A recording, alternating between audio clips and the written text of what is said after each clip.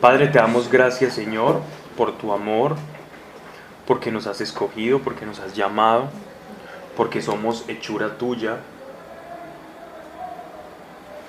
Nunca estamos solos, Dios, y esa verdad nos sostiene, nos alienta. Que las circunstancias de la vida no nos asusten,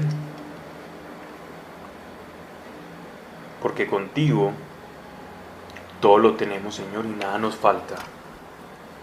Padre, gracias, porque somos de tu casa, y aquí hablamos de ti, aquí te reconocemos, a ti solo esperamos, y de ti solo, Señor, recibimos. Que sea tu voluntad acá lo que se hable, tu revelación, y que esa revelación, por medio del Espíritu Santo, vaya a nuestro corazón, Dios. A nuestro corazón, el conocimiento de cuál es tu voluntad para cada uno de nosotros, y qué podemos hacer con la revelación, cómo edificar nuestras vidas, cómo vivir mejor. Eso es el Evangelio, Padre. Ese es el verdadero Evangelio. Vivir mejor, conforme a tu voluntad, y que aquí podamos, Señor, llevar cada palabra al Evangelio y a la experiencia de vida, y así sea en el nombre de Jesucristo. Amén. Amén. Estamos en Ezequiel, el profeta Ezequiel, capítulo 8. Contextualizo. Ezequiel acaba de tener una visión donde él es raptado en el espíritu y es transportado a Jerusalén. Y en Jerusalén él ve cómo empieza a haber una destrucción terrible y la ira de Dios se posa sobre la ciudad santa, la ciudad que era el fortín de la teocracia de Israel, del yavismo, de un solo Dios, una sola fe, y le muestra a Ezequiel cómo van a ser las atrocidades que van a ocurrir dentro de la ciudad amurallada de Israel y dentro del fortín que es su templo, porque precisamente Dios va a abandonar la casa, y aquellos que estaban confiados en que Dios los iba a rescatar, pues todo lo contrario, se van a ver envueltos en una cantidad de desolación y desconsuelo. Y con un agravante, no solamente van a perder las cosas materiales, sino que por otro lado también los bienes espirituales. Y esto sí que era mayor sufrimiento para Israel, porque si algo hacía diferente a Israel de todas las naciones del mundo, era lo sagrado, la capacidad de tener y ser testigos de un Dios verdadero, sobrenatural y que actúa en la vida. Ellos eran y portaban ese estandarte, un Dios que actúa, un Dios que nos ha elegido, un Dios con el que podemos hablar y que nos revela el acontecer, el futuro, y nos cuida, siempre y cuando estemos cumpliendo el pacto que como judíos desde Abraham nosotros hacemos con el Dios que nos rescató. Así que eran un pueblo de pacto. Si ellos se salen del pacto, entonces pierden la cobertura de Dios, pero si permanecen en el pacto, van a estar bajo el cobijo, bajo la cobertura y la protección del Dios. Sin embargo, después de los eventos del Sinaí, luego, pues posteriormente la destrucción de las murallas de Jericó, después los milagros de Samuel, del rey David, y anteriormente los de Sansón, Gedeón y todos estos avatares que Dios iba levantando, los que están en el libro de Jueces, hay un periodo de tránsito, de espacio, en el que Dios suscita un líder religioso, o un salvador, o un libertador, o un profeta. Ellos no siempre tenían la comunicación continuada con Dios, no siempre, pero tenían la ley, donde estaban los principios por los cuales se iba a regir ese pacto. Y en esos tiempos de aparente silencio de Dios, es cuando normalmente se presentaban aquellas personas que fracturaban la fe del pueblo.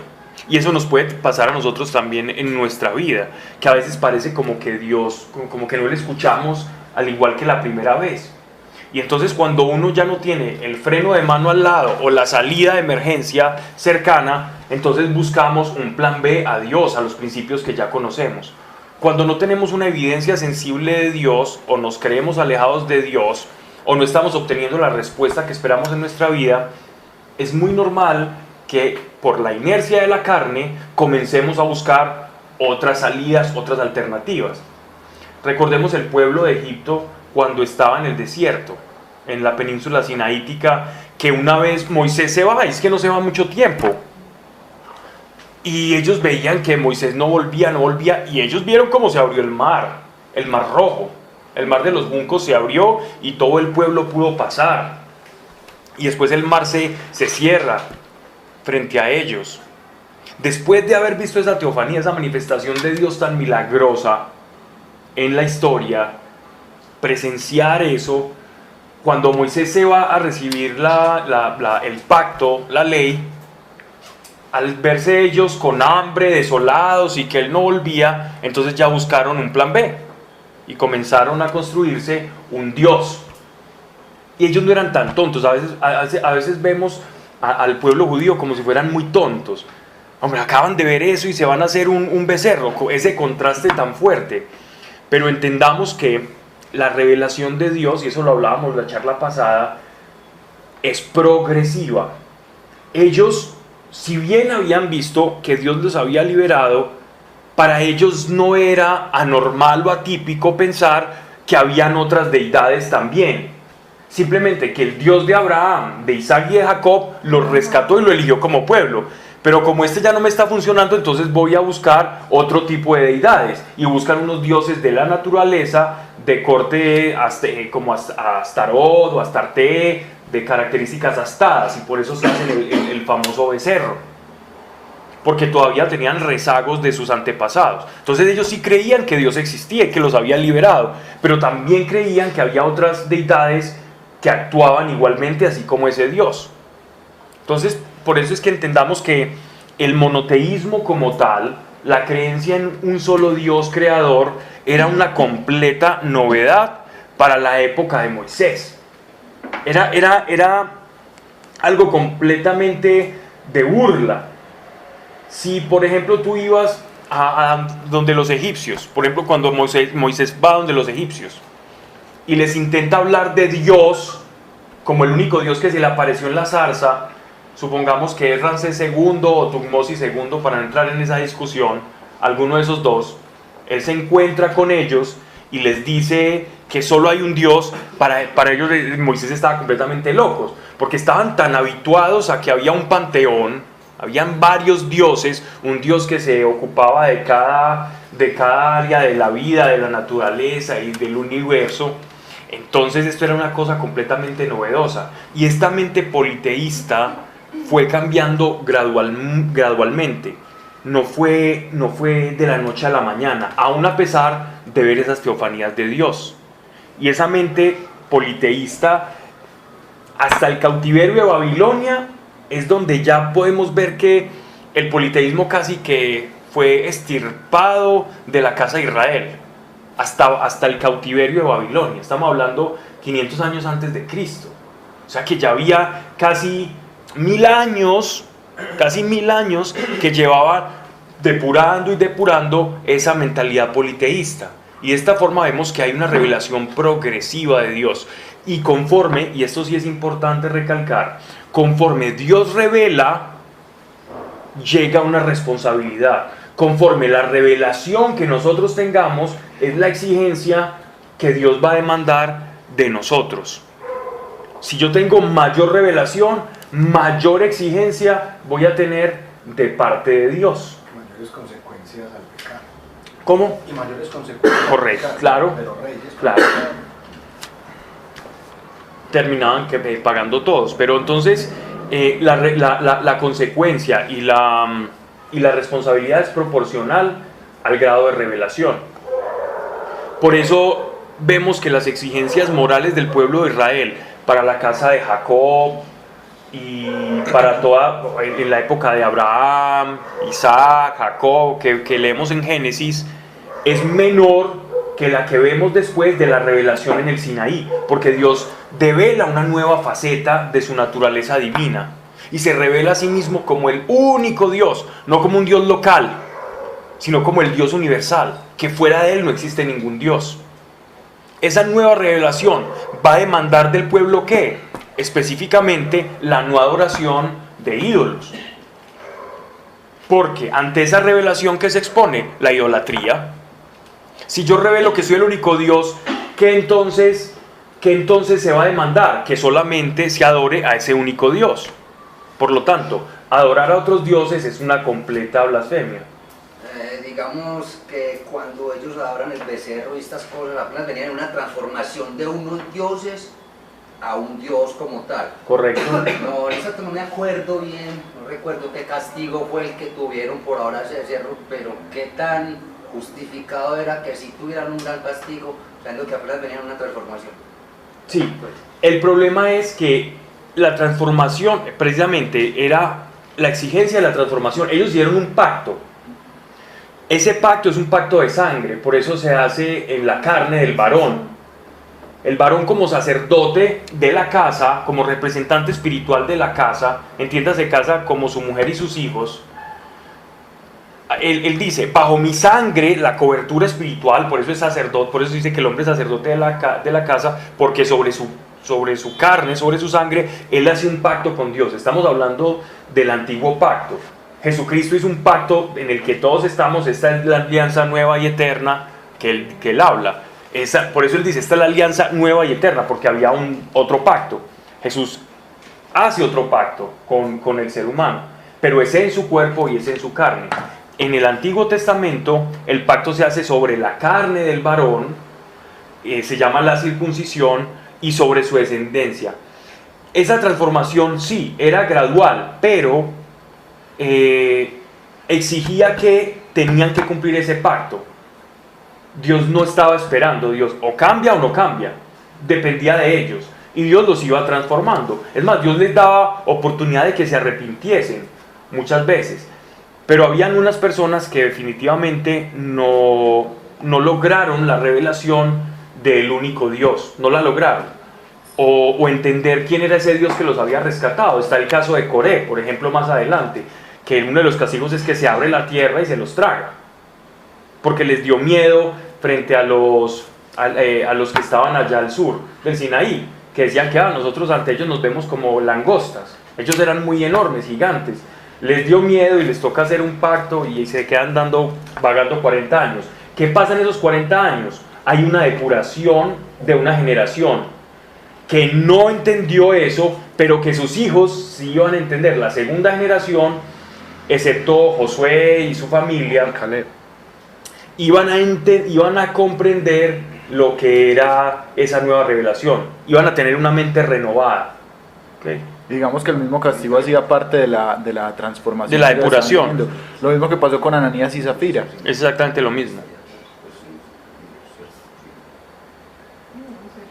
¿Qué pasó? Ese avión. Bien. Vamos. Entonces Ezequiel está teniendo esta visión, ¿no? Vamos a empezar. Capítulo 8, verso 1. En el año sexto, el día 5 del sexto mes, me hallaba yo en mi casa, y estaba delante de mí los ancianos de Judá, y allí se posó sobre mí la mano del Señor. Esta expresión, la mano del Señor, que se utiliza incluso todavía, se refiere a la presencia activa de Dios sobre una persona, donde Dios va a actuar o va a hacer algo en una persona, algo sobrenatural. La mano de Dios es la acción sobrenatural sobre una persona.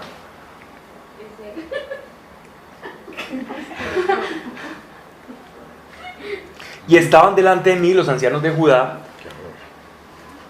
y allí se posó sobre mí la mano del Señor. Miré y vi una figura con la apariencia de hombre. De lo que aparecía de cintura arriba era fuego, y de cintura abajo era como un esplendor luminoso, como bronce brillante. Tendió una a modo de mano y me tomó por los pelos de la cabeza. El Espíritu me levantó entre la tierra y el cielo, y en visión divina me llevó a Jerusalén, a la entrada de la puerta del atrio interior, del lado del norte, donde estaba puesto, otras traducciones dirán septentrión, que significa norte, donde estaba puesto el ídolo que provoca el celo. Y allí estaba la gloria de Dios de Israel, semejante a la de la visión que tú en el campo.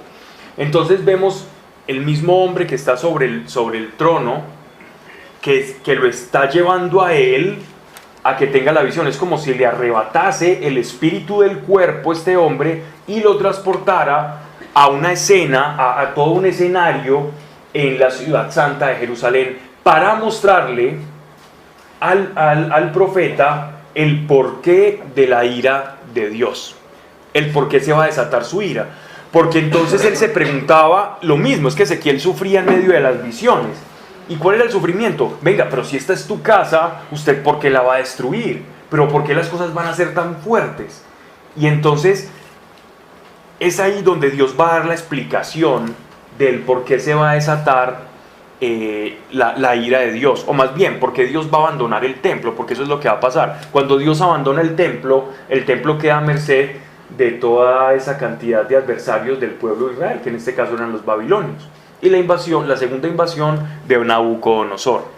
Ahí Nabucodonosor va a entrar y va a acabar absolutamente con todo. Entonces esto simplemente es una descripción espiritual de algo que va a acontecer.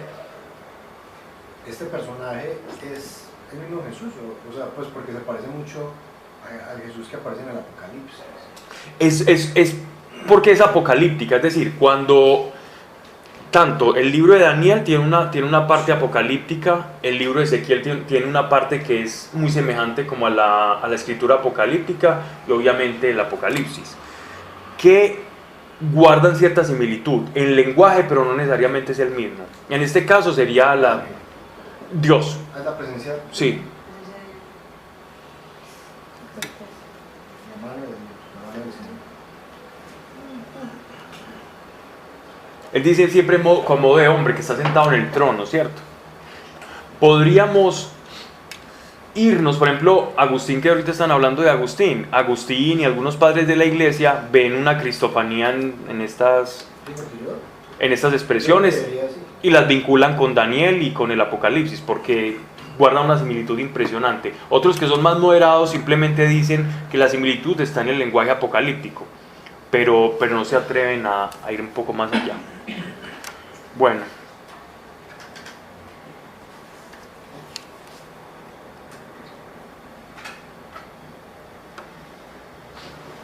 vamos al versículo, vamos a explicar el versículo 5. Ese donde dicen el año, yo miro acá, el año sexto, el día 5 del sexto mes, estamos hablando más o menos entre agosto y septiembre, donde se celebraban como fiestas de la fertilidad. Entonces les digo eso porque ahorita se viene como ya la explicación de Dios. Entonces lo llevó a algo y habló de la abominación. ¿Qué es una abominación en lenguaje espiritual? Una abominación es cuando lo más corrupto toca lo más sagrado. Daniel, por ejemplo, los que han leído el libro de Daniel se van a encontrar con una profecía que habla de cuando llegue la abominación desoladora o la abominación que causa desolación. Esa abominación es que entre algo completamente idolátrico a lo más sagrado, al Santo Santorum del templo de Jerusalén. Es decir, el sacrilegio más grande que pueda haber es eso, es llevar algo completamente corrupto e impío a lo más sagrado. Y eso va a causar el celo de Dios.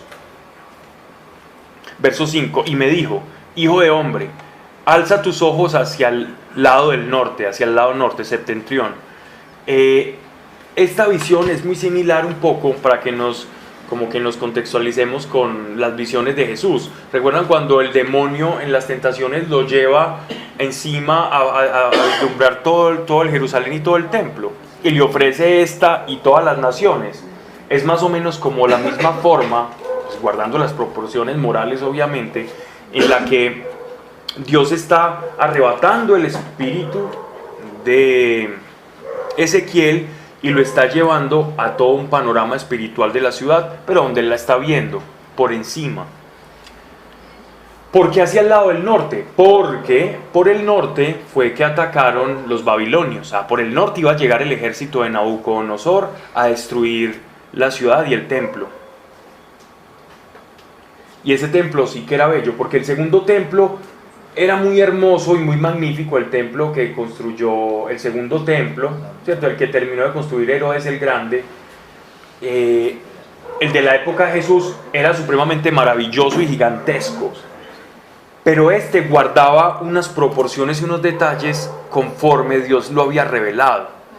El de Herodes el Grande ya tenía muchas añadiduras y tenía ya cosas, adornos y cosas que Dios no había mandado, sino que Herodes, para congraciarse con el pueblo, porque venía de una familia que no era de la de David, entonces ahí fue donde él intentaba congraciarse, construyendo cosas para que los judíos se sintieran que él era un hombre piadoso cuando no lo era. Y me dijo: hijo de hombre, alza tus ojos hacia el lado del norte. Y alzando mis ojos al lado del septentrión, y al norte de la puerta del altar del ídolo del celo, a la entrada misma. El templo, lástima, no tengo aquí el libro o un esquema, pero el templo tenía, pues está constituido primero por un atrio, es decir, es amurallado completamente. Estamos hablando casi 70 metros de largo. No el templo como tal, sino la muralla que lo rodea. Estamos hablando también de que esa muralla tiene un portón gigantesco, y después de esa puerta existía algo que se llamaba el atrio o el lugar de los gentiles, que era hasta lo máximo que podía cruzar una persona no conversa del todo al judaísmo, pero que tenía inclinaciones y que quería convertirse. Y hasta otro punto que solo pasaban ya, y hasta otro punto que pasaban ya las mujeres judías, y otro que ya solo pasaban los hombres, y después otro que ya solo pasaban los sacerdotes, y solamente. Entonces vamos a hablar un poco de esto. Y alzando mis ojos al lado, ¿por qué las mujeres no y los hombres sí? Porque el hombre representaba el sacerdocio del hogar. Era el hombre el que tenía que responder espiritualmente por la casa. Todavía no. Y Hoy en día lo que pasa es que la liberación femenina es que los hombres se liberaron. Se liberaron de la responsabilidad que tienen. Exacto, y a las mujeres les toca más duro. Sí, pero sigue siendo la responsabilidad. Pero frente a Dios sigue siendo igual, Sí. ¿no? Y yo tengo una duda adicional.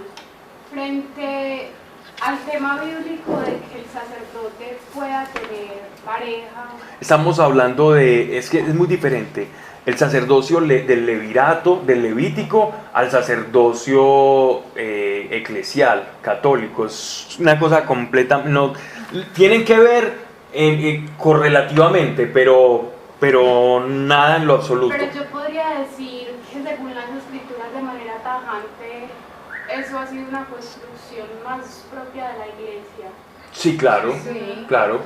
El celibato y todo. El celibato viene en atención a una cosa, a un consejo apostólico del apóstol Pablo, que dice, les conviene el que llegue a Cristo y llegue sin casarse, les conviene estar así, porque entonces va a servir o se le va a dificultar servir al evangelio y a la casa también, porque es que es sacerdote de la casa y también tiene que ser un predicador o un siervo de Dios, o un ministro. Por otro lado, en la iglesia, a lo largo de las edades, a veces no ha habido celibato, es decir, el celibato no ha existido siempre. En muchas ocasiones el celibato no existía. El celibato fue una medida apostillada en un consejo evangélico, es decir, del apóstol Pablo en las cartas apostólicas, un consejo apostólico, pero es una medida muy pragmática, en el sentido que cuando los bienes de la iglesia, yo soy un sacerdote, tengo mi esposa, tengo hijos y tengo una parroquia y una casa que le pertenece a la iglesia, a una comunidad, a una congregación, etcétera, etcétera. Pero por ley de herencias, mis hijos, si no siguen los mismos caminos, tienen que heredar. Entonces van a heredar las cosas de la iglesia, y eso ocurrió muchas veces. Entonces el celibato sirvió como una medida preventiva y purgativa, porque habían unos hijos calaveras terribles que nacían de obispos, por ejemplo, y otros que sí seguían los pasos. Entonces ahí en esa divergencia usaron el consejo apostólico del apóstol Pablo y se instauró el celibato. Después se volvió a quitar, después se volvió a instaurar. Eso ocurrió alrededor de 3 oportunidades hasta que permaneció el celibato. O sea que se volvió más un sistema de prevención para que no heredaran los bienes estos hijos calaveras que vos decís, que más un decreto dado por el mismo Dios. Sí, no, y de hecho así se concibe, es decir, la iglesia no lo oculta, no oculta para nada eso. De hecho, eso está dentro de la historia de la iglesia. Sin embargo, no se hace tampoco como, no es una medida tampoco tan solo material o tan metalizada en sí. Es una medida que está parada en un consejo apostólico que es muy válido, porque es difícil servir a dos señores o a dos casas. O te das a tu familia o te das a las personas. O el que está haciendo las dos cosas, se va a poner la cosa muy difícil. A menos que toda tu familia sirva a Dios. Pero ¿cómo obligas a que tus hijos lo hagan? Como la vida de los pastores, del cristianismo, pues de los protestantes, es eso, o sea, ellos Toda les la toca muy familia. duro, pero no falta el hijo calavera. No, son demasiados. Muchos. Sí. Es La una cosa mayoría- impresionante. La mayoría de los hijos de los pastores les toca una vida muy difícil. Uno le Pero inculcan, ya uno toma la decisión muy bien. Exacto, pero así es en todo. Pero lo importante es saber que el celibato ha existido y ha desaparecido. Ha existido, se ha aceptado, se ha puesto, se ha impuesto, se ha levantado. Entonces hay un buen movimiento de sacerdotes que están a favor de que se quite el celibato, pero hay que entender una cosa. Si usted va a ser sacerdote o si tiene vocación sacerdotal y no le gusta el celibato, no sea sacerdote. ¿Cierto? Se meten y después pelean. Eso es como, hay una cantidad de colegios, hay muchos que tienen el cabello largo, entonces me voy a un colegio que en el cabello largo. Y es que igual puede servir. Claro, O sea, la gente no entiende que usted siendo un laico, con su esposa, usted igual puede servir. Correcto. Igual tiene lugar dentro del cuerpo de Cristo. correcto. Pues, no Pero viene un sacerdote no significa que porque tenga mujer, hijos y estas cosas no tenga la mentalidad de servirle a Claro. Exacto, correcto. Es que lo único que hace el sacerdote, lo único... Administrador de sacramentos. Sí, o sea, digamos, lo principal es eso, o sea, administrador de sacramentos, pero digamos, si es como este sacerdote de hace Representante poquito ante algo. que digamos se retiró. O sea, si el tipo quiere seguir sirviendo, pues perfectamente lo puede hacer. Muy aparte. Y puede seguir evangelizando, y puede seguir trabajando en catequesis. O sea, De hecho, ante los ojos de Dios no es tan pecador que un sacerdote, aparte de que de pronto ya no sea sacerdote como tal en la iglesia, pueda seguir. Es que nunca es pecado eso. Es decir, es pecado hacer un voto y hacerlo ocultamente. En lo oculto está el pecado. Pero si públicamente dice y renunciar a los votos sacerdotales que son perpetuos, según ya que no vamos a entrar en esos detalles, no es posible. Un sacerdote una vez, siempre sacerdote. Pero sí puede detener sus funciones sacerdotales, es decir, la administración sacramental, sí, y no pasa absolutamente nada, y no está bajo condenación, ni la iglesia lo condena. Es más bien las sensibilidades monjiles que empiezan como a alterarse y a exacerbarse. De servicio a la humanidad. la sensibilidad Sin del que Pablo no Pues la gente existe. que- La gente que lo ataca, qué pecado. Que se escandalizan de algo. la ignorancia Aparte del tipo muy sincero. La religiosidad, qué pura religiosidad. Es que quería renunciar a la revolución y quería casarse. Y la iglesia no lo condena de ninguna manera. Bueno, tratando de estar solo. Para el dinero. Pero Sí. La cosa o el asunto viene siendo, si yo tengo una tendencia, una forma de ser, como dice el apóstol Pablo, el que tenga el don claro. de continencia, siga de esta forma. Si no lo tiene, cuidado. No busque esta vida porque se anda quemando, se va a andar quemando. Se va a andar quemando. Entonces, si tenés una tendencia y decís, yo desde el principio, yo siento que debo de tener una pareja desde que soy pequeño, pienso y sueño con que voy a tener una pareja, voy a tener hijos, etcétera, etcétera, y voy a ir a los centros comerciales de la mano y voy a salir. Entonces, si yo estoy ensoñando todo el tiempo eso, y también me gusta el sacerdocio, No se van a meter. no se meta porque significa que no tiene el don de continencia. No lo haga. Eso no va a ser un problema de vivir, no. El que tiene el llamado lo tiene. Tendrá tentaciones en el llamado toda la vida. para todos los llamados, porque ese no es el único. Para todos los llamados hay tentaciones, para todos. Bien, entonces,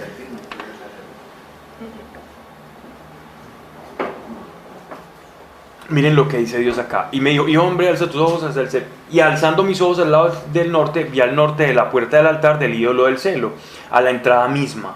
Es decir, en todo el pórtico que rodeaba el templo. Estamos hablando de lo más externo. Desde lo más externo ya se practicaba la idolatría en Jerusalén.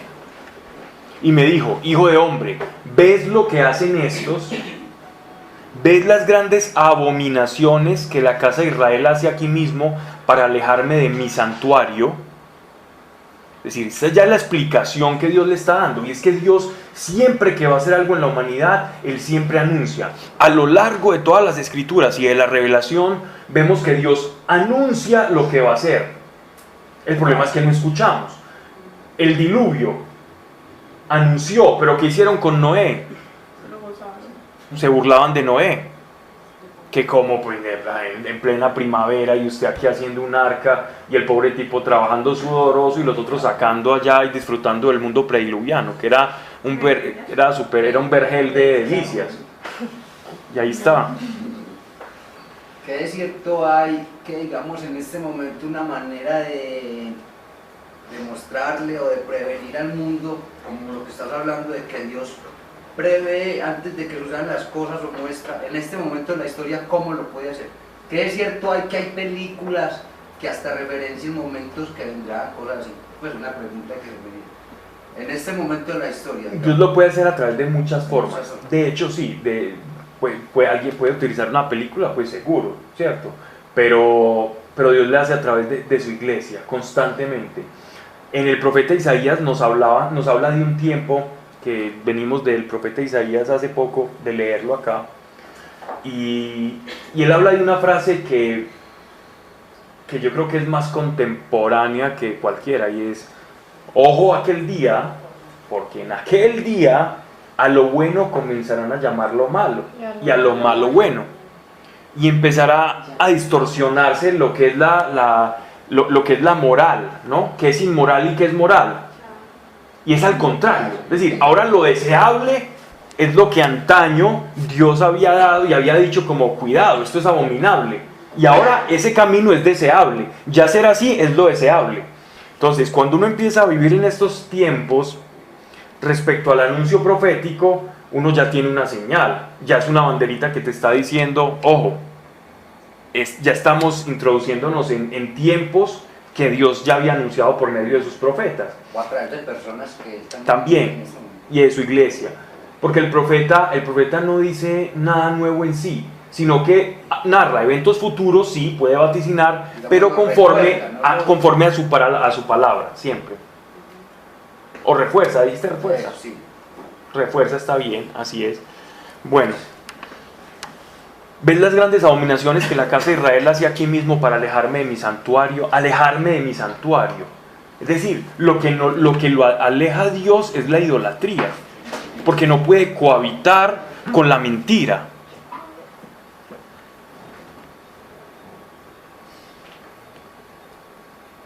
Pero date la vuelta. Es decir, él no había visto nada. Lo llevó a las puertas, él está sobrevolando las puertas del atrio en espíritu. Y él le dice: no, usted no ha visto nada. Entró a la puerta, a la parte del atrio, y le dice: voltéese, gírese. ¿Ves lo que hacen estos? ¿Ves las grandes abominaciones que la casa de Israel hacía aquí mismo para alejarme de mi santuario? Pero date la vuelta y verás abominaciones todavía más grandes. Es decir, vamos a entrar, esto es solo lo primero. Uh-huh. Y me llevó a la entrada del atrio. Y mirando, vi un agujero en la pared. Es decir, de manera sobrenatural, Él le permite ver a través de la pared. Ajá. Y me dijo: hijo de hombre, ora a la pared, es decir, haga un hoyo, entre. Oré la pared y apareció una puerta, de manera espiritual. Entra, me dijo, y mira las pésimas abominaciones que estos hacen. O sea, en la entrada ya había una abominación, todavía no nos han dicho qué. Ahorita él nos va a empezar a detallar qué tipo de abominaciones es y vamos a entrarnos en un tema que es muy interesante.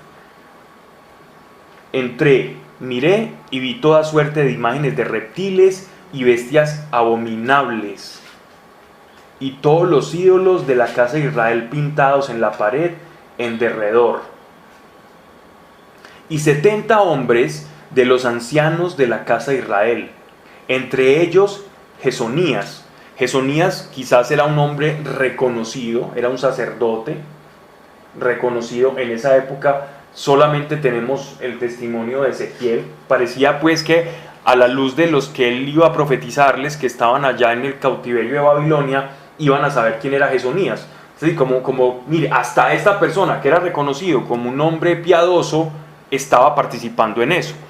¿A qué zona se está refiriendo aquí el profeta Ezequiel? Hay un sector del templo cerca de la muralla, por el atrio, donde estaban habitaciones donde vivían los sacerdotes, y en esas habitaciones también habían unos centros de enseñanza.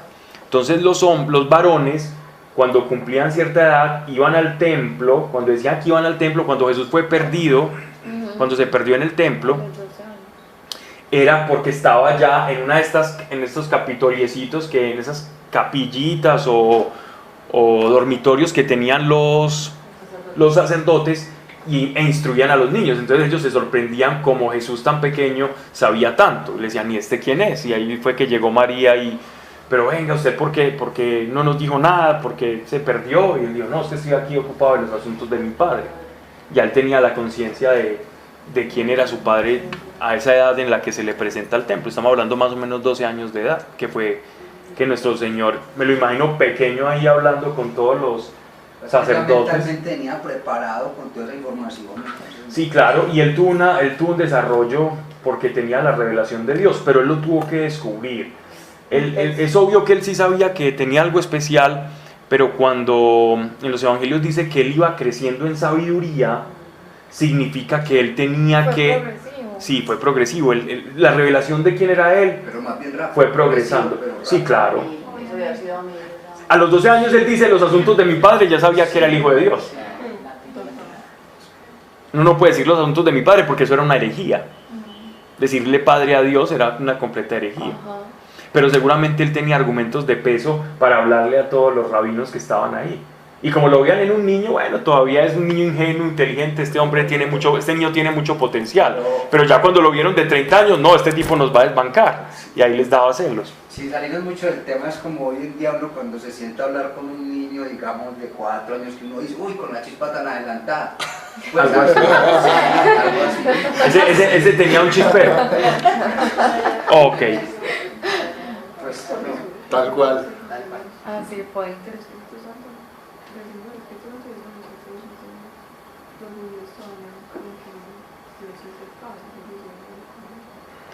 ¿Por qué toda suerte de imágenes de reptiles y bestias abominables? ¿Por qué tenían reptiles? Si los sacerdotes, están hablando de 70 ancianos, tenían esos dibujos en sus paredes, en sus dormitorios. Esto es bien interesante, y es porque, de acuerdo a esto, estamos viendo que esta casa o esta dinastía sacerdotal pasó en un tiempo donde ellos entendían como que Dios no estaba hablando lo suficiente, o simplemente se habían vuelto administradores de sacrificios, pero habían perdido ese contacto profético con la locución y escuchar, o con la teofanía. Y es en ese periodo donde vemos que se entran muchos de los reyes. Cuando uno lee las crónicas o los libros donde nos narran toda la historia de los reyes, vemos que cuál de todos más decadente, cuál de todos más perverso, metiendo abominaciones, desde Manasés. De pronto Josías se salva, pero de resto todas esas dinastías de reyes, tanto de Judá como de Israel, terminan en la idolatría más terrible. Y por ese entonces, esas generaciones lograron recibir como un amparo del imperio egipcio. El imperio egipcio era llamado como la cobija de Israel, el que nos resguarda, y comenzaron entonces ellos a decir, bueno, si es Egipto el que nos está protegiendo de los asirios, que eran sus enemigos, el imperio de Egipto y el asirio tenían tensiones todo el tiempo, y en la mitad de Egipto e Israel, y Siria, ¿quién está? Y los asirios, está Israel. Entonces ellos decían, no, nos vamos con los egipcios, y los egipcios les daban cierta protección, y los dioses de Egipto eran Apis, Isis, y tenían deidades conformadas como antropomórficas y de animales completamente, y entre ellos estaban toda esta corte de reptiles y bestias abominables a los que nos está llamando, a lo que está diciendo aquí el profeta Ezequiel.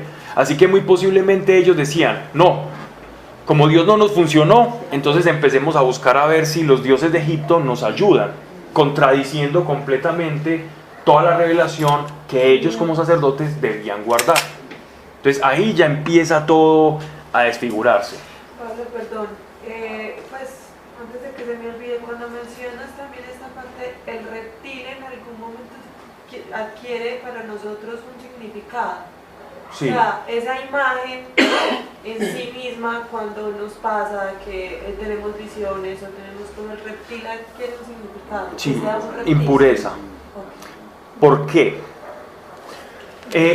Dentro del judaísmo o la simbología judaica, todo animal que repte, ¿cierto? Que se arrastre, o todo animal que ose o oye la tierra, como el cerdo, Jabalí. como el jabalí, se está encontrando con la impureza. Y eso tiene relación a que para el judío, en el submundo habitaban los dijim, los demonios. Entonces, esos animales para ellos guardaban una estrecha relación con entidades infernales o del inframundo. Tenían una relación Como que estrecha. se juntan, pues. Exactamente, entonces están en contacto constantemente con la impureza. No Ya. necesariamente el reptil sea el demonio, sino... Exactamente. Aunque a veces los Dijin los dibujaban como mitad serpiente y la otra mitad No, solo tronco de antes- hombre. Pues. Después ahondar en el tema, solo quería entender. Ujú. Ok.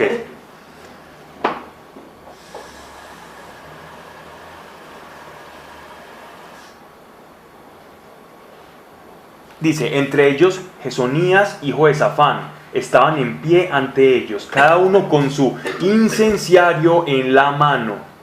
El incienso sagrado que Dios les enseñó, que Dios les suscitó a través del Espíritu Santo para que lo preparasen, de corteza de árbol, con otro tipo de elementos aromáticos que leemos en el Éxodo.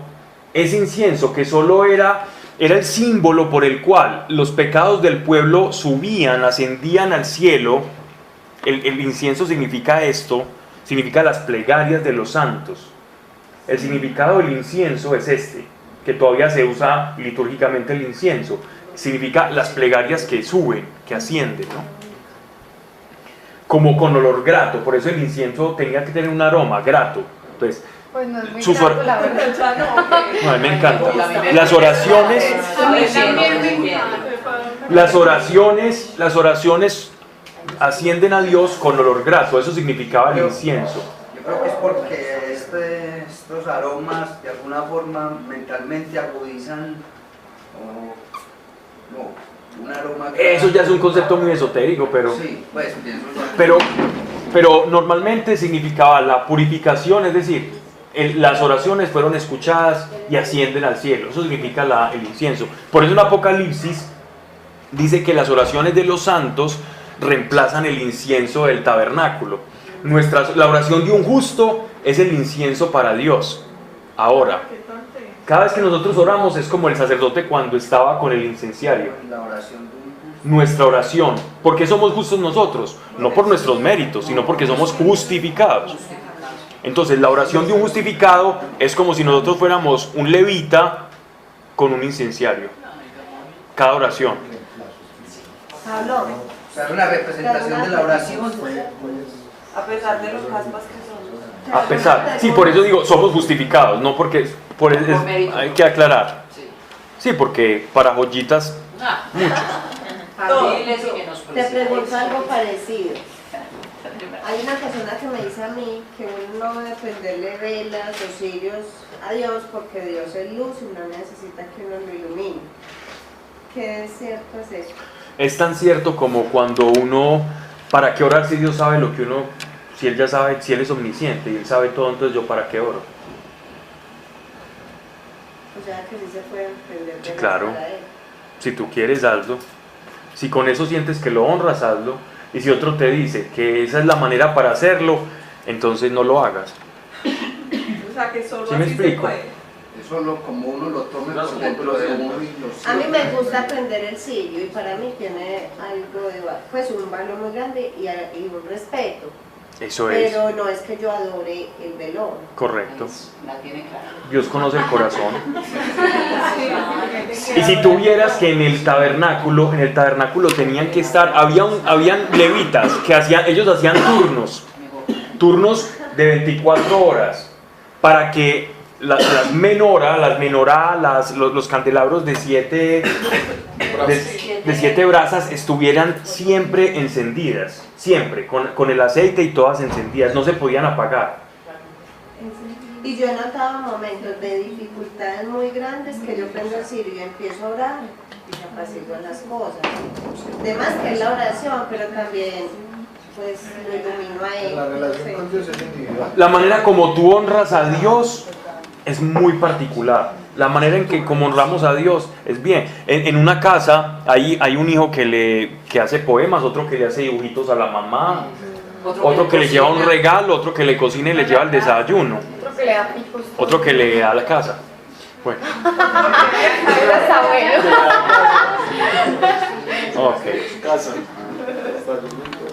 Cuando limitamos y estereotipamos la relación con Dios, estamos mutilando como la capacidad que Dios tiene de sorprendernos y de comunicarse con nosotros. No le pongamos límites a Dios. No se los puso Él cuando dice que Él es el innombrable, que Él es el nombre sobre todo nombre. Eso es decir, no tengo límites. ¿Por qué les gusta tanto ponerle límites y definirme? Somos felices definiendo a Dios. Así, por ejemplo, ustedes han dicho que lo importante es la intimidad con Él. Por ejemplo, yo lo hago de diferentes maneras. A veces lo alabo con la música, a veces le hablo, a veces rezo, a veces la vela, a veces pues diferente. A veces solo escucho música y así descanso. Pero Él sabe que estoy pensando en Él y que lo amo. Quizás tu intimidad con Dios Él está menos aburrido. Bien. Sí, porque todo el mundo que escuchando la misma. Ay, no, yo creo que no se aburre de nada. Pablo, pero...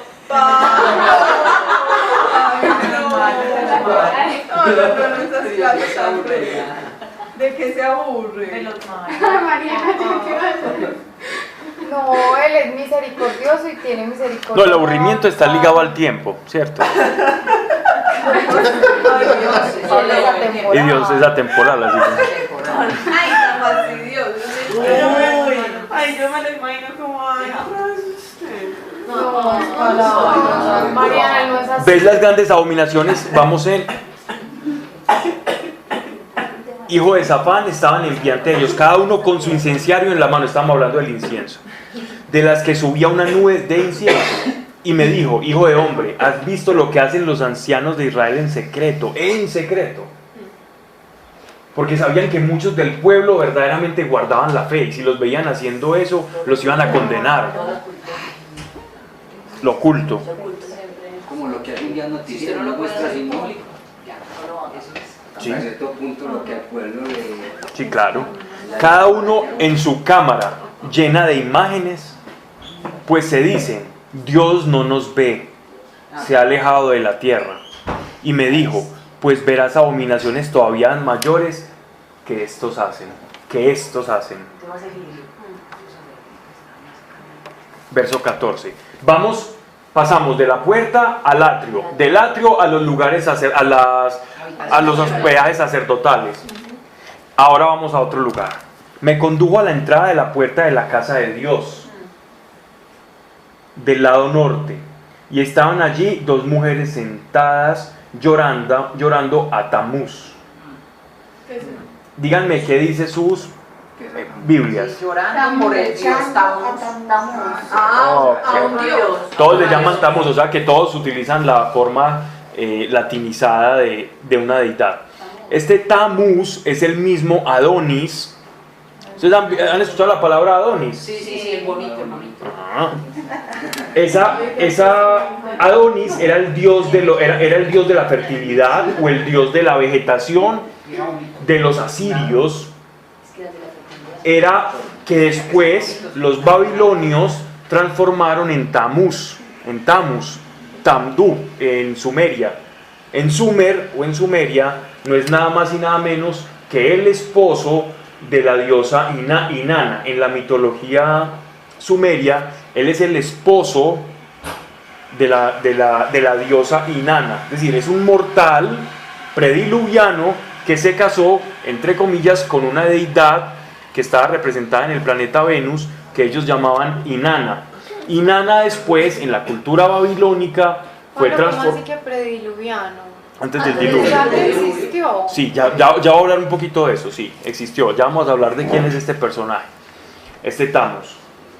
Entonces, este varón de la fertilidad se casó con esta diosa y según la mitología sumeria, él como que la empezó a desproteger y a desinteresarse de su esposa. Y entonces fue perdiendo como su casa celestial o sus habilidades celestiales, pero pasó a ser un rey sumerio, uno de los 15 reyes que existieron como prediluvianos. Según la cronología, antes del código de Hammurabi, que se han encontrado en estelas, se data, según lo que dicen que este hombre reinó Sumeria, dice que 36.000 años. Este tal Tamuz. Y era el dios de la fertilidad. Porque según cuando fue desposándose cuando se fue alejando de su esposa Inanna, dice que ella lo mandó al inframundo. Es la manera en que él muere. Y eso ocurrió más o menos como en otoño, cuando está ya cayendo la primavera. Cuando va bajando la primavera, él cae.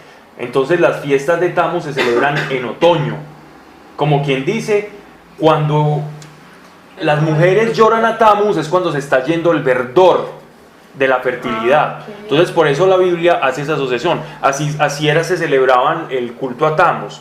Cuando se iba la primavera, mujeres plañeras se iban a llorarlo porque se nos está yendo, porque se fue al inframundo, y entonces hacían ofrendas para que él volviese y se volviera a reverdecer toda la tierra.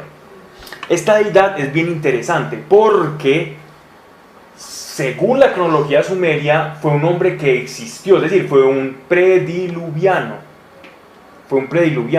fue de estos hombres de los que hablan en Génesis, los que llaman las Biblias los Nefelim o los Nefelim.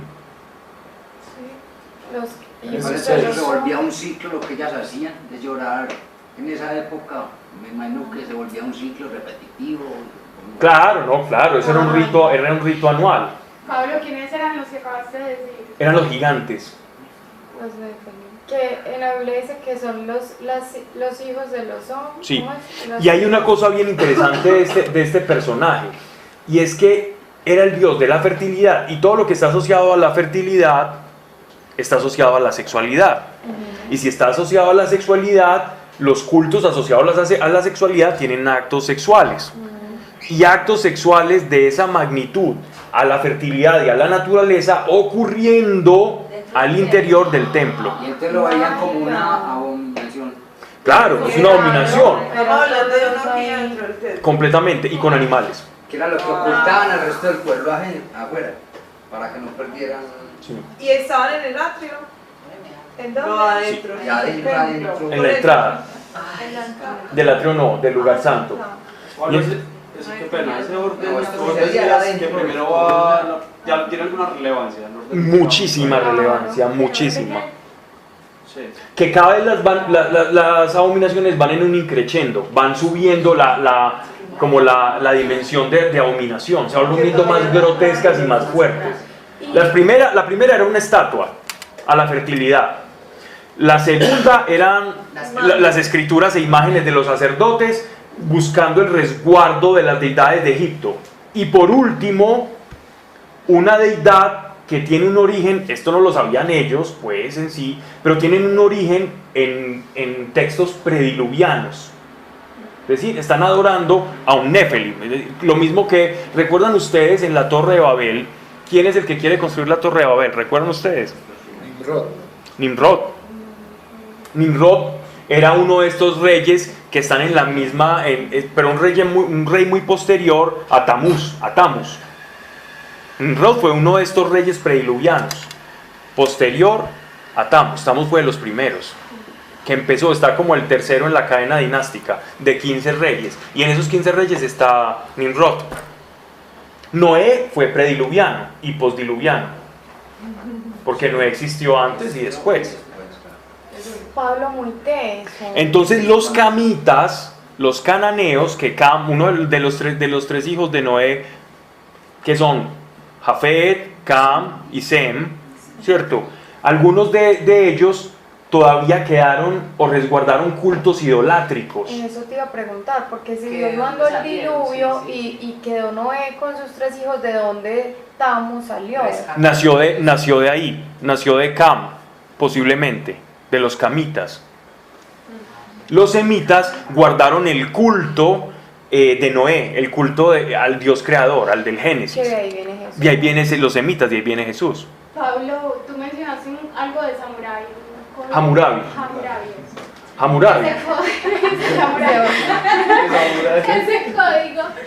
Ese código, ¿cómo se rescató en el diluvio? No, el código de Hammurabi no fue el diluvio, no, fue muy posterior. El código de Hammurabi es un código babilónico, transbabilónico, es decir, es como en el tránsito de Sumeria a Babilonia, civilizaciones antiguas en el fértil creciente. Esa es una estela en piedra, yo creo que está en el Museo Británico, si no estoy mal. Sí. Y esa estela en piedra habla de un código que es el que dice, ¿se recuerda la famosa que nosotros dimos, la ley del talión? Sí. Esa ley del talión es el código de Hammurabi. Dice ojo por ojo, diente por diente. Y muchas personas intentan asociar que los judíos en el Sinaí, en ese tiempo los israelitas, judíos no, los israelitas del Sinaí copiaron del código de Hammurabi, o lo que hizo Moisés fue tomar cosas de la, digámoslo así, de la doctrina egipcia, de toda la espiritualidad egipcia, con el código Hammurabi, y creó su nueva religión. Eso dicen los escépticos, que no creen en lo milagroso ni que Dios existe, ¿no? Y sí que menos van a creer en Jesús. Entonces el código de Hammurabi tenía eran como unas normas morales de comportamiento, que Hammurabi era un rey. Entonces él mandó a escribir y a tallar eso en escritura cuneiforme. Bueno, entonces este Tamuz era adorado de esta manera visceral y con cosas sexuales, ¿no? Entonces, ya podemos rastrear eso, que eso es lo interesante, rastrear de dónde viene o quién es este Tamuz, que era un esposo mortal de una diosa que estaba representada en Venus, que es la misma Ishtar, Inanna, Astarte. Astarte para los cananeos, Ishtar para los asirios, y para los babilonios o los sumerios Inanna. Y entonces eso también lo hacían los sacerdotes, porque en ese punto del templo solo entraba el sacerdote. Sí, eso solo, claro, lo hacían los sacerdotes, es peor. Peor, es que es peor. Ellos, a raíz de que endiosan esas deidades, pues eso es pura tradición oral. Pura tradición oral, claro, y práctica, ¿no? Y es tradición oral y práctica, y ritual. Porque vos sabes que los rituales encierran o transmiten verdades encriptadas, o verdades no, o filosofías o tendencias, o ideas encriptadas. Es la manera de transmitir algo sin que se dañe, es con un rito. La función de un rito es preservar ideas, conceptos, verdades, filosofías o religiones. Y nadie se daba cuenta de que realmente esos falsos dioses no hacían nada en ellos. Pero mira el contexto. Usted no cree que sí. Mira el contexto, exacto. Se la creen, pues, vos has visto, por ejemplo, si vas a México, vas a ver personas que tienen una estatua de la Guadalupana y al otro lado la estatua de la Santa Muerte. Entonces yo estuve allá en una cárcel, por ejemplo, entonces yo hablaba con un hombre, en un lado, en un costado del plexo solar tenía una Santa Muerte tatuada, y al otro lado la Lupita, la morena, la guadalupana. Es lo mismo, entonces, mira. Se toma la decisión y se cree son. ya. O sea, son extremos de extremos. Son sincretismos. Pues sí, pero igual. Pues, Ignorancia. la guadalupana es un sincretismo, la guadalupana es algo que sale también de la santería. Realmente. No, tontería, no. O sea, del sincretismo religioso en esa época, Pero es que igual es algo como, pues ellos mismos hablan de la diosa azteca. Bueno, pero es como la nueva era, pues que Exacto. Jesús, ay sí, Jesús divino El maestro. y el yoga y yo no sé qué y todo junto y uno es como... Pero ¿por qué ocurre eso? A ver, antes, por eso les dije que es muy fácil para nosotros, es muy fácil juzgar, pero miren esto. Ellos llevan un tiempo, ven que están siendo asediados. Ellos siguen haciendo y repitiendo el patrón con el incienso, con todo, haciendo las cosas ordenadamente y como debe ser. Supongamos que ellos sienten que lo están haciendo bien. Como les fue inculcado a ellos. Y viene un ejército invasor y siguen haciendo eso y no ocurre nada. Ellos dicen, no, vámonos entonces con los egipcios, que están muy prósperos y los dioses de ellos sí funcionan. Son poderosos, Sí, están claro. ahí porque los dioses funcionan, Claro. empiezas a sentir las cosas que crees que funcionan, porque realmente crees que funcionan. Claro. Entonces, Más dependiendo de la- Por puro pragmatismo, no más. Ellos pero ese pragmatismo es la manifestación de la falta de fe, porque es que la fe, la fe es práctica, la fe es práctica, sí, pero es normal, porque es que la fe también es para la conveniencia. Pablo, y es como... yo Pero ¿qué pasa? Es la fe que no espera. Y Dios, si vamos a ver más adelante las visiones, Dios va a salvar a unos pocos que están allí. un tercio. Sí, Dios va a salvar a unas personas que están allí con un símbolo que vamos a hablar más adelante de él, que utilizan ahora los franciscanos. Y es muy bonito, porque Dios sí toma en cuenta, el que lo hace bien, la fe lo va a salvar. Ellos perdieron su fe porque apuntaron o miraron donde no era. Una cuña. Del seminario. El retiro. Ah, retiro. Miraron a donde no era. Pablo, cuando hacen guerra espiritual con esos nombres, por ejemplo, Astarot, no sé qué, ¿eso tiene que ver con demonios? Tiene que ver, sí y no, sí. Sí y no. Con deidades, pero a veces esas deidades podrían ser entidades demoníacas, no lo sabemos. ¿Cómo se llama el del otoño? Adonis, Tamuz. También hay demonios que se llaman así o los nombren así. Si vos te das cuenta, hay una película que salió hace no sé si ya mucho, no sé, para mí ya todo es que hace poquito, que es como un exorcismo, el exorcismo, algo así, que hablan de alguien se encuentra una estatuica que es una deidad, bueno, en fin. Ya no nos vemos Y utilizan como un nombre de una deidad sumeria, de una deidad que cae al inframundo como un demonio, ¿cierto? Es que le pasa demasiado Pero sí, a todo el Daniel. mundo, Pablo, no, pues es que No, eso es otro como nivel. Dios se demora en el tiempo de nosotros, pues o sea, no quiere todo, ya hicimos demasiado inmediatistas y como Dios no responde, vos te agarrás de lo que sea. Pues como que, entonces, ¿qué me ayuda ya? Yo necesito esto ya, entonces, así sea que vos idolatres, por ejemplo, una deuda, vos le estás esperando el milagro a Dios, pero no sos capaz de esperar y entonces te endeudas, ahí ¿qué hiciste? Idolatraste eso, ¿no, Pablo? Sí. Así El es. dinero, ahí idolatraste el dinero y dijiste, No, tengo que darme... dice confianza en Dios. Sí, Porque por eso, pero por eso los dioses, o sea, por eso los dioses, porque te está dando miedo el dinero. Entonces ahí y cogimos lo que sea, ¿cierto? Entonces, pues haciendo como un ejemplo de que a cualquiera no le pasa. ¿Qué pasa? Es la importancia, y es la importancia de mantenerse. Digamos que buscar otra alternativa. No vamos a entrar en esos temas. ¿Por qué? Porque, primero, la guadalupana es todo un caso y todo un evento y ahí está muy bien documentado todo lo que vivió el indio el Diego y el indiecito, y cuando aparece pues como pintada, y es como una, digámoslo así, como Sumante de rosas. de la... Referenciale algo que ya pueda estudiar Pablo. busque lo que la iglesia dice sobre el misterio de Guadalupe. Yo me sé toda la historia. Bueno, ¿qué podemos añadir a eso? Confía en ti. ¿Cuál fue la Pregúntale a pregunta? Dios. ¿Cuál fue la pregunta sobre ello? Sigamos. ¿Qué pasa? Porque, a ver, que no es que no quiera, no lo sientas como un No, acto tranquilo. grosero de mi parte. Esto es charla de Biblia, Sí. ¿cierto? Estamos viendo el libro de Ezequiel. Sí. No estamos en clase ni de charla de Mariología, aunque si estamos leyendo, por ejemplo, un evangelio y están hablando de la Virgen María, Ajá. vamos a hablar de Mariología, ¿cierto? Cuando estudiamos Apocalipsis capítulo 10, del 10 al 12, hablamos también de María y de las corrientes teológicas y de lo que decía este y de lo que decía aquel. Entonces, cuando hablamos de Tamuz, nos referimos a quién era Tamuz, pero si nos vamos hasta allá, nos perdemos. Y esto no es teología, esto es Biblia. Pero no quiero que los que... No, sí, es verdad. Ah, ok. Digamos en los actos sexuales ahí en la...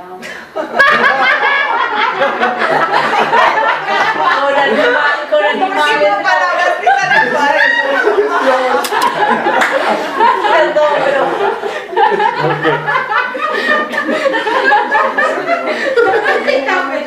No, ay, papaya.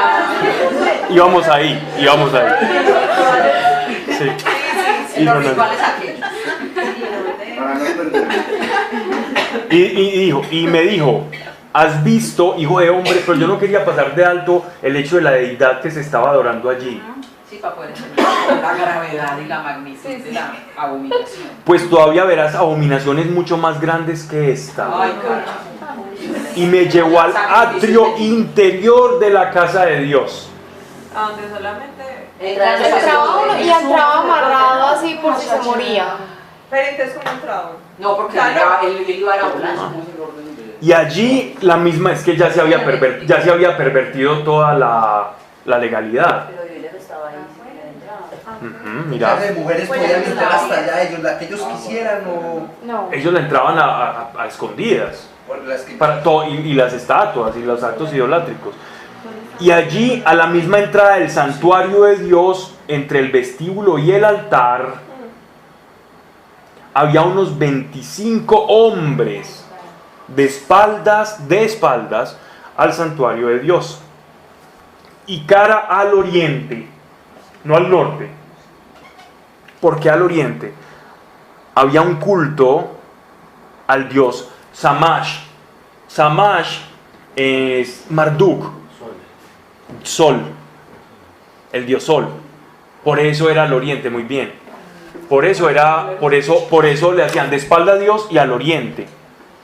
Era un culto al sol, el que estaban haciendo.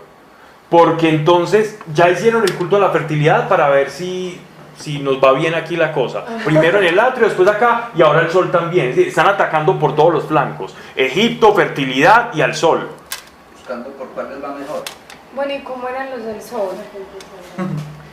Que hacia el oriente se postraban, ya nos van a explicar. Eran ofrendas, pero no hacían actos, no cometían actos sexuales, sino que era más bien era como lo que ellos hacían con Dios, lo hacían con el sol, ¿cierto? Ofrecerle esas cosas, y ya vamos a hablar un poco de eso.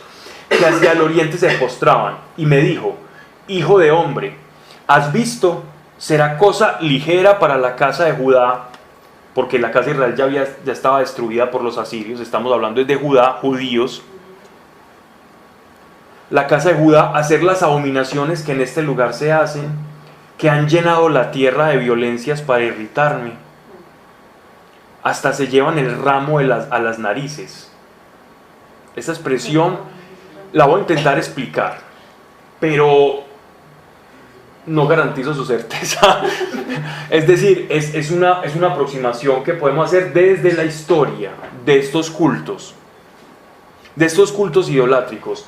Y es que muchas veces en el culto al sol persa, no sabemos cómo era el culto a Shamash antiguo, eso se perdió en la historia, pero por los persas, que son como los herederos de todos estos cultos babilónicos, había una forma, en lo que ellos llaman llevar el ramo a las narices, era como que se llevaban unos perfumes aquí pegados a las narices para no contaminar con su respiración ese espacio. O sea, de esa manera tan precavida adoraban a ese dios Sol, a Marduk, que era el padre de todos los dioses, para no contaminar el aire que respiraban.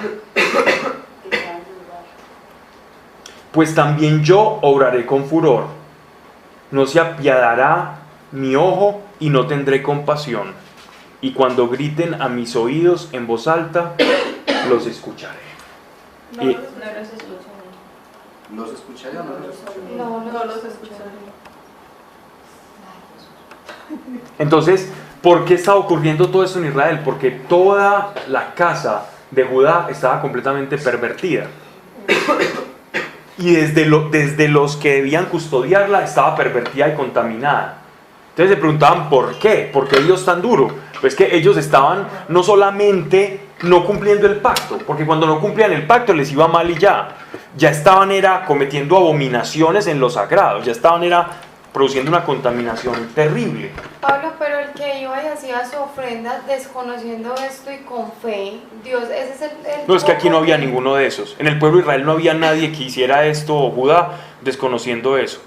Pues estamos hablando de los judíos, no de los persas, de los babilonios. De los judíos ninguno hacía esto sin conocer la ley. Ninguno. No, pero otros, Pablo. María está preguntando por el pueblo. Los otros estaban vivos, los otros eran los babilonios, los asirios, los egipcios. Es que el pueblo normal que no era sacerdote y que iba al templo con su corazón dispuesto a adorar a Dios. Perdón, no te comprendí. Perdón. Ellos eran los justos de que ellos, de ellos ya nos van a decir acá. Ellos saben de que lo que estaban haciendo.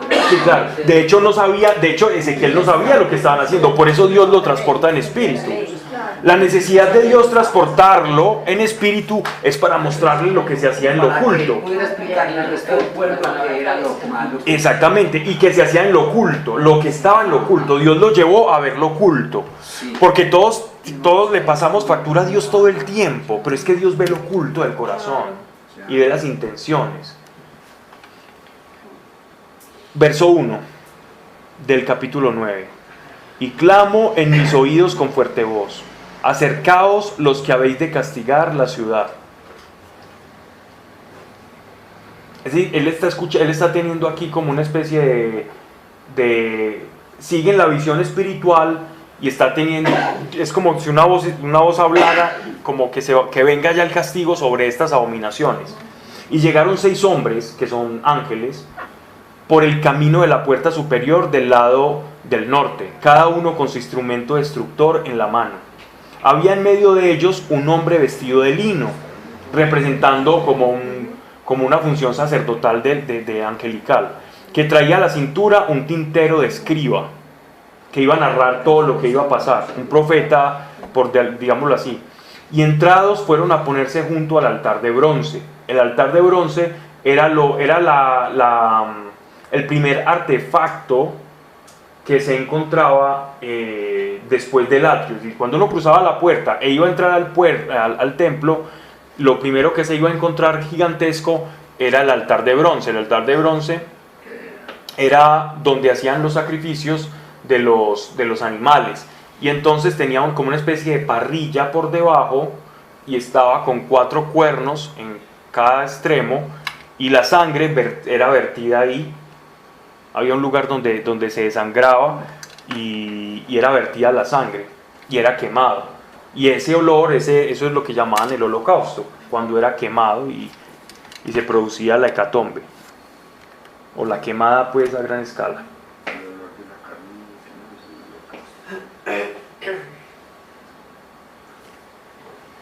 Dice: vestido de lino que traía a la cintura un tintero de escriba, y entrados fueron a ponerse junto al altar de bronce. La gloria de Dios de Israel se alzó de sobre el querubín sobre el que estaba. Es decir, del Santo Santorum, la presencia, el Shekinah de Dios se manifiesta y sale hacia el umbral de la casa, y llamando al hombre vestido de lino que llevaba el tintero de escriba, le dijo: pasa por en medio de la ciudad. por en medio de Jerusalén y pon por señal una tau. Tau es la antigua letra, bueno, tau es la que conocemos ahora del alfabeto griego, ¿cierto? Pero que en el hebreo que se hablaba en este tiempo sería más o menos como una X. No sería como la tab que conocemos ahora del alefato hebreo, sino que sería como una especie de X, pero como recostadita, como mal hecha. Esa es la que ponían en las puertas. Sí, señora. Los dinteles de las puertas. Sí, señora, es esa. Para la presencia de Dios. Sí. Para que el ángel de la muerte no... Pase de la... Ajá, muy bien, esa es la asociación. Entonces, en este lenguaje hebreo arcaico que estaba en estos momentos, era como una señal de una X. Si uno lee, por ejemplo, de patrística, o comentarios o escritos de los antiguos padres de la iglesia, asociaban la tau con la cruz de Cristo, ¿no? Con la cruz que pesa sobre nosotros, y lo hacen de manera como analógica. Y es muy bonito uno ver como escritos donde ellos dicen, y es que para lo que nosotros era la muerte y la ira de Dios no cae, es porque la cruz de Cristo está sobre nuestras cabezas, ¿cierto? Pero es una asociación, ¿no? Le dijo, pasa por en medio de la ciudad, por en medio de Jerusalén, y pon por señal una tau en la frente de los que se duelen de todas las abominaciones que en medio de ella se cometen. Es decir, las personas que tú estás diciendo, que se daban cuenta y se dolían y clamaban a Dios para que se purificara eso, así como hizo el rey Josías, que el rey Josías quitó todos esos cultos idolátricos que los reyes antecesores, anteriores a él, habían impuesto. Pablo, pues qué pena, no sé qué tan poco entendía y qué tanta relación tiene con lo que hoy en día la Santa Cruz. Tiene relación, claro. Todo tiene relación como simbología, sí, claro. Mucha. Enfrente de los que se duelen de todas las abominaciones que en medio de ellas se cometen. Verso 5. Y a los otros les dijo, pasad en pos de él por la ciudad y herid. No perdone vuestro ojo ni tengáis compasión. Viejos, mancebos y doncellas, viejos, jóvenes y señoritas, niños y mujeres, matad hasta exterminarlos, pero no os lleguéis a ninguno de los que llevan la tau. Comenzad por el santuario. Comenzaron pues por los ancianos que estaban delante del templo, es decir, los 70 que estaban favoreciendo el culto idolátrico y la abominación. Y les dijo, profanad también el santuario, henchid de muertos los atrios, salid pues. Salieron y se pusieron a matar por la ciudad. Esto es una visión espiritual anticipada de lo que iba a ser la invasión de los asirios, de los babilonios, perdón, y aparte de eso, que no iban a tener, o que muchos, iba a haber un remanente que se iban a salvar. De ese remanente que van a salvar, de esos que tiene la letra Tau, ¿quién va a salir? Que ya lo hemos hablado. ¿Quién va a salir de ellos? Daniel. ¿Y quién más? Y los 3 jóvenes aquellos. Medrac, Abednego y Mesac, sí, que les cambiaron los nombres y les pusieron, son nombres babilonios, son nombres persas, que venían con Daniel. Los que estaban con Daniel. Ellos se salvaron porque tenían la tau. Es decir, la tau significaba la protección de que ellos guardaban la fe. Entonces no es una destrucción por destrucción. Purificación. Es purificación, es depuración Era del pueblo. era un símbolo como tal, los siglos marcaban en su frente algo. No, espiritualmente hablando. Los ángeles, es decir, la tau sí simboliza espiritualmente el justo. La próxima charla hablaremos más de la tau y de los franciscanos cómo la adoptaron, pero ya la versión griega de como la de ustedes ven un monje franciscano y tiene una T acá colgadita en madera. Esa es la letra tau. Pero es muy bonito el significado, pues como símbolo es muy... Sí, claro, porque tiene relación con la cruz también. Verso 8 para terminar. Mientras ellos herían, quedéme solo, y postrándome rostro a tierra grité, oh Señor Dios, vas a exterminar cuanto queda de la casa de Israel, arrojando tu furor sobre Jerusalén. Y me dijo, la iniquidad de la casa de Israel y de Judá es muy grande. La tierra está llena de sangre. la ciudad llena de injusticia, pues se han dicho, Dios se ha alejado de la tierra y no ve nada. Así pues haré yo, no perdonará mi ojo, no tendré compasión, haré recaer sus obras sobre sus cabezas. O sea que simplemente, ¿qué está haciendo Dios? Y aquí hay una cosa bien interesante. Este Marduk o Tamuz o la variación que hay de Tamuz, también no solamente, o Shamash, más bien el dios solar, también representaba la justicia o la equidad. Entonces, la balanza. Entonces le está diciendo, bueno, ustedes me cambiaron a mí por sus obras, por lo que sus obras les van a dar. Pues espiritualmente sus obras y la sangre que ustedes han contaminado va a producir muerte en ustedes. Dios ni siquiera los tiene que castigar con su mano, porque es que mire que no es Dios el que baja y sale un puño celestial y los aplasta. Es el imperio babilonio. Él los abandona y ellos se los... Eso es lo que sigue pasando ahora. Exactamente, es el precio de sus obras. Dios los abandona. Ellos tenían resguardo y cobijo en un pacto. Si se salen del pacto, no tienen cobijo. Y el precio de sus obras va a determinar la consecuencia o su porvenir. Mientras que nosotros, por ejemplo, que no dependemos ni del pacto ni de la ley, nosotros dependemos de las obras de Cristo. Y las obras de Cristo fueron como justas, perfectas. Por lo tanto, nosotros podemos estar tranquilos y disfrutar de la gracia. Y el que no interpreta bien la gracia como favor inmerecido, muchas veces lo que piensa de la gracia, o los que vivimos bajo la gracia, o la certeza que nos da la gracia por medio de la fe, que eso puede ser pretensiones de libertinaje o de liberalidad extrema en la fe. Es todo lo contrario, porque quien tiene una verdadera conciencia de la gracia va a tener un corazón agradecido. Alguien que tiene una buena comprensión de la gracia, es inevitable, es inercia pura que tu corazón te lleve a la gratitud. Cuando uno sabe lo mucho que se le perdonó y lo incapaz que éramos para producir ese perdón, lo único que se puede producir en esa fricción de realidades es la gratitud. Solamente. Pero volvemos a lo que hablábamos ahorita, tenemos muy mala memoria. Terrible. Entonces hay momentos en los que obviamente vamos a flaquear. Sí, todo el tiempo. Vamos a sentirnos alejados y vamos a sentir todo esto que estás diciendo. ¿Sabes qué es muy bueno, Marcela? Siempre es bueno y es sano, debido a nuestra memoria terrible, tener como una especie de qué sé yo, de bitácora, de prontuario, de cosas que ha hecho Dios en mi vida y cómo me he sentido yo. Y recordarlo. También a mí me ayuda mucho el servicio.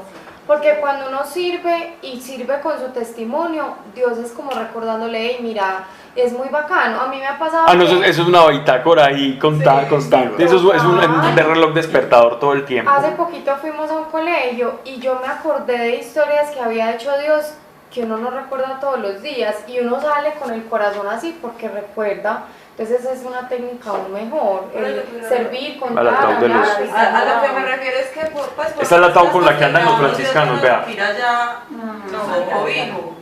Mostrala. ¿Qué es eso? La tabla con la que andan los franciscanos. Pablo, la estaba buscando así pues nosotros a veces metemos las 4 y las de caminar. Dios ya no nos retira su cobijo porque ya estamos por Jesús. O sea, realmente podemos a veces alejarnos y decir, pues el hijo pródigo. Correcto. Y decir como, ay, madre, sí, metí todas las 4 patas, pero no dejó de ser hijo. Ya Dios no nos retiró ese cobijo. Pero, Pablo, se aplica todo eso que estamos hablando para no creyente. No. Sí, claro, total. Es que el no creyente no está ni siquiera en pacto. Claro, está en nada. Está en la peor situación, en depender 100% de sus obras. El judío depende del pacto. El pacto para cumplirlo es cosa seria, pero depende de un pacto, y ese pacto es un acto de fe también, porque está esperando el Mesías, y sabemos que el Mesías va a volver y ellos lo van a reconocer. Eso está escrito. Complicado, el no creyente es que ya sabe cómo son las cosas, pero... El complicado es el no creyente, porque el no creyente depende de sus obras. Y ahí la están barrando todo el tiempo. Pero no el no creyente que tiene conciencia. Exacto. Y el que no tiene conciencia también depende de sus obras. Claro. Es que el ser humano es una balanza, dependemos de lo que hacemos. Sí, pero la persona que no tiene pues que por circunstancias nació en ese hogar o que no tuvo acceso. Él tiene todos tenemos una revelación natural de Dios bajo la figura o el nombre que sea, ¿cierto? Pero esa revelación natural que proviene de Dios y que está implícita en el espíritu humano, de trascendencia, de autorrealización, de buscar ese trascender, no es suficiente para la salvación. Sin embargo, aquel que nunca escuchó, y eso es reiterado, yo creo que cuando uno tiene su conversión, eso es lo primero que uno se pregunta. ¿Qué pasa con el indiecito? ¿Qué pasa con el budista? Esa es la pregunta de todo el tiempo. Y sabemos que, o cómo descansé yo no sé con quién hablaba hace poquito de esto, contigo, cómo descansaba yo con eso, porque eso fue como un caballito de batalla durante mucho tiempo para mí, y se me convirtió en un problema. Y la única forma en que logré tener paz con esa circunstancia o con esa inquietud es saber quién es Dios. Entonces primero hay que conocer a Dios para uno descansar. No es que lo conozca, pero conocí una faceta que es muy fácil de explicar. Conocí a un Dios que es juez y conocí a un Dios perfecto. Entonces, si tenemos un Dios que es juez y es perfecto, ¿cómo son los juicios de un juez perfecto? Perfectos. Por lo tanto, el indiecito, la persona que fue criada en determinado rito, etcétera, etcétera, vive su vida y muere ahí y nunca escuchó el evangelio, va a ser juzgada por un juez perfecto. Por lo tanto, el lugar el que le va a corresponder va a ser un lugar perfecto conforme a él es. Ya saber a dónde va, sí, ya saber a dónde va yo, simplemente por tener la escritura, me parece muy ambicioso de nuestra parte. Entonces yo descanso esa inquietud en la perfección de Dios, y en la perfección de Dios no tengo ningún problema. ¿Quién soy yo? Si el veredicto de un ser perfecto es perfecto, así que ¿qué me importa a mí para dónde va o no? Es perfecto para dónde tiene que ir. Uno en el mundo se pregunta eso, pero vos empezás a conocer a Dios y ya, pues, llega un punto de tal conocimiento que uno ya lo que tú dices, ya no le taladra en la cabeza. Ya no se preocupa porque lo conozca. Exacto. Sí. Eso es normal, esa inquietud es completamente normal y se la han hecho desde los primitivos hasta la fecha. Sin embargo, pues de los cristianos primitivos. Sin embargo, lo más tremendo de todo es que tenemos que saber descansar en la perfección de Dios y ocuparnos de lo que Él nos mandó. Porque por preguntarnos qué le pasa a este, qué le pasa al otro, Perdemos conexión con él. claro, no, y perdemos de hacerlo. Oye, es que como Dios es perfecto y sabe quién se salva, quién no, entonces yo para qué voy a evangelizar. No, es que incluso yo vivo o también descanso en la perfección de Dios o en la gracia de Dios de la siguiente manera. Ejemplo, tengo como un principio de vida, dice el siguiente: yo actúo de tal manera que de mí dependiera la salvación. Yo actúo de tal manera que yo pudiera perder la salvación por mi culpa, pero sabiendo que no la puedo perder. Pablo, ya que hablamos de que Dios, pues, cuando juzga es un juez perfecto, dependiendo de cómo la persona esté viviendo su vida o la haya vivido, o sea, que no signifique que fue malo en su vida, sino que llevó una vida, digamos, acorde a los mandamientos de Dios, ¿sí o qué? Pero otra persona que va más allá, con más vocación, más espirituales, llevan más la información y esto, cuando sean juzgados, igual el fue bueno, va a ser juzgado bueno, ¿cierto? Digamos, se tiene algún conocimiento de que como fue más allá, o sea, no se quedó en seguir, sino que antes prolongó y llevó mensajes y correcto. ¿Va a ser juzgado como en otro nivel o...? No, todos vamos a ser juzgados en el mismo nivel. Sí. Pero no todos vamos a tener el mismo juicio, es decir, no todos vamos a tener el mismo veredicto. El nivel es el mismo, el veredicto no. Como decir, vos pagaste con un 7, pero entonces como vamos allá, entonces vos vas a sacar un 9, no. Eso es muy difícil. ¿Cierto? No, en el cielo nos vamos a sorprender. Y yo me incluyo pues ahí. Pero nos vamos a sorprender de a quienes nos vamos a encontrar y quienes nos vamos a ver las caras allá. Ya estamos allá. Pero allá nos vemos, por allá nos vemos.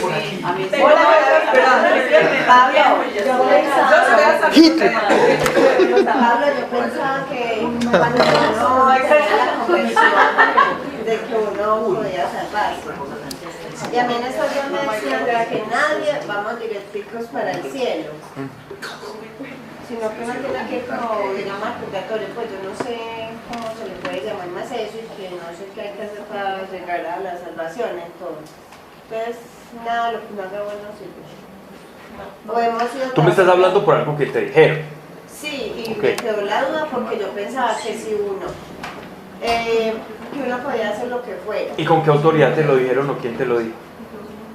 O sea, una persona que es demasiado católica, una muchacha que, o sea, esa niña es consagrada a la Virgen María, pero a mí se me quedó pues como esa duda. Mira. Porque, o sea, yo cuando ella dijo eso, yo me quedé como, pues, o sea, yo sé que hemos sido muy pecadores, pero si ya Dios nos perdonó, porque nos arrepentimos de corazón y Él lo sabe, y uno sabe Bien. que uno está Dentro del cambiando. catecismo católico, Entonces ya que le digan a uno que no se va a salvar, por más cosas buenas que haga, que uno como... entiendo, dentro del catecismo católico existe la visión de la iglesia o la cosmología, la estructura, la iglesia como estructura o como cuerpo de Cristo con tiene un peregrinaje, ¿cierto? Dentro del catecismo se puede hablar de la iglesia militante, que viene siendo todos aquellos santos me refiero a iglesia, todos, cualquier creyente, y esa es la iglesia militante, que está en la guerra, aquí en el combate. Iglesia purgativa, que es la que está en un tránsito de depuración antes de encontrarse con Dios, y la iglesia triunfante, que es la que se ha encontrado con Dios y está orando por todos.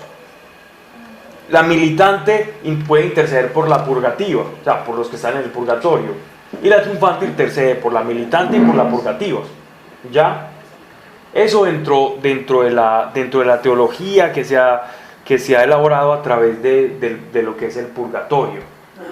El purgatorio viene como una explicación teológica a muchas cosas que vive el ser humano después de su muerte. Cómo nosotros, siendo impuros, vamos a pasar a la pureza de Dios. Tiene que haber una depuración. En ese estado de cosas nace el purgatorio. Bíblicamente es muy difícil de rastrear. Tiene algunas pinceladas del libro deuterocanónico de Macabeos, pero rastrearlo bíblicamente es más difícil. Se rastrea más bien desde la tradición, porque la Iglesia Católica hace doctrina a través de diversas fuentes. Una es, ya no estamos hablando de la Biblia, estamos hablando de teología. Una es de las fuentes es la Biblia, que es la que estamos leyendo acá y la que estamos estudiando y la que estamos en la esfera en la que nos estamos moviendo en este espacio. La segunda es la tradición, ¿cierto? Entonces, esa doctrina: Biblia, Iglesia, tradición. La tradición es todos los escritos, por ejemplo, de los santos, de los padres de la iglesia, etcétera, etcétera. Y muchos padres de la iglesia han compilado todo ese sentimiento y todo ese fervor que se ha transformado en los concilios en doctrina. ¿Ya? El purgatorio hace parte de la doctrina que llega a la Iglesia Católica por medio de la tradición. Yo no he escuchado al primero que diga, hay gente que está pensando todo el tiempo en el purgatorio, hay gente que está pensando en hacer lo que Dios dice, conforme el Evangelio, confiado en su salvación y no piensa para nada en el purgatorio. ¿Es más católico el que todo el tiempo está pensando en el purgatorio o el que no está pensando en el purgatorio? Eso viene de vez en cuando en la mente, porque uno no está pensando en eso. Correcto, pero hay muchas personas que sí, tú no, pero hay muchas personas, mira, hay muchas personas que todo el tiempo están en su esperanza o con un espíritu de condenación todo el tiempo. ¿Qué fe tiene? Hay un espíritu de condenación muy fuerte. Y hay dos caminos que se han seguido a la santidad. Uno es a través de la autojusticia, es decir, todo el tiempo en un mea culpa que tengo que purgar en esta tierra, Otros viven su santidad o buscan la santidad en medio de la gratitud. Hay dos caminos que puedes elegir. Yo ya opté por el mío. Bueno, vamos entonces a orar. Yo sé que no te respondí teológicamente, ¿cierto? Más o menos te di unas pinceladas, porque eso está ahí escrito, pero lo que Dios quiere es la santidad. Yo la puedo buscar con temor a la condenación de poder, si yo decido ir a hacerlo de esa manera, o por la gratitud. La misma gratitud me va llevando a no querer ofender a este Dios que me ha amado tanto y que estoy conociendo, y que entre más lo conozco, más lo quiero agradar. Sí. Hay formas de acercarse. Padre, yo te doy gracias por tu amor. Yo te doy gracias porque todos estamos acá, Señor. Hay tantas inquietudes, hay muchas cosas que no conocemos, Padre. Hay tradición, hay escritos de hombres que caminaron contigo muy respetables y mujeres. Pero también tenemos una revelación acá, Señor, que fue la misma que tú nos hablaste en los evangelios y cuando estuviste explicando, Señor, todo esto 3 años.